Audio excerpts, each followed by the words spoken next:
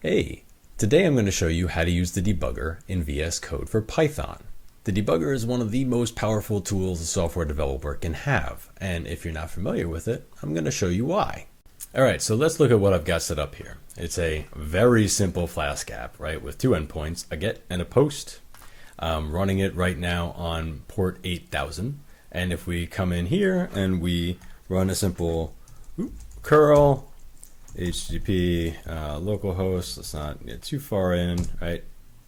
Curl to localhost 8000, I get a response, hello world. Great, that's how it should be. Nothing fancy going on there. And if I run a post, right, I get the same thing I sent, which is this, that as JSON with an OK true coming back, right? And that's what this block right here does. Okay, simple enough, that's how Python works.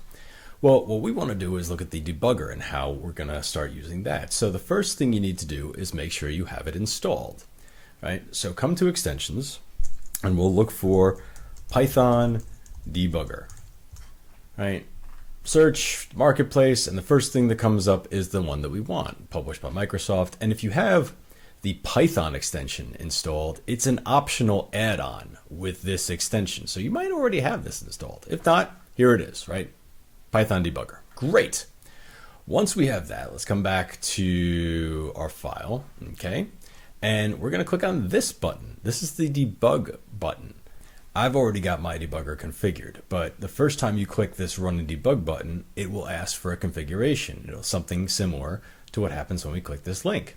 You choose whichever debugger you want to attach, and because we're running in Python, well, that's the debugger we want to attach.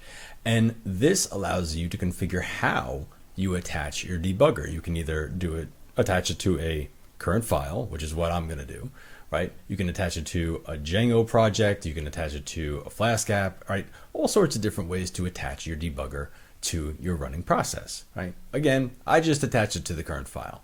So what I'm going to do is I'm going to escape out of that. I'm going to run and debug, and it's not going to work. Why? Well, I already have my Python server running in this terminal, right? So it's going to run it exactly the same way as it would if you ran Python and then the file name. So let me escape out of here. Cool. I'll come back to the debugger. I will come back to the debugger and I'll run it again. Yes, I want to restart another instance.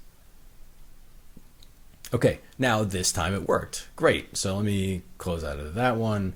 All right. So what do I do here? Well, I can attach a breakpoint using this side of the numbered lines. Okay, so let's do that. Let me attach a breakpoint right here. Okay, and the last curl command that I ran was a post. I posted this, that in JSON. Let's see what happens if I do it again. And notice I just executed and it's just hanging there. Why? Must be DNS. Ha ha. That was a terrible joke. Please don't block me. It's not DNS. Okay, the reason is we stopped the process at this line. And what's really cool is you can inspect everything going on at this line in memory. You can also inspect the call stack. So look, I can see everything that's in this request object. Let me open it up. Cool, all the special variables, all the functions. I can see the base URL that was called. I can see the content type. I can see the path. I can see the host, all the stuff, right? And as I step through, I can see other variables in memory start to be defined. So I'll come back down here and I will start to, here, step through. Now I'm on the next line, right? Data should be defined, and here it is, right? We have a local variable data. So that's it. That's the debugger, and it's wonderful. You can add breakpoints anywhere you want in your application. Give it a try. See what you can do with it.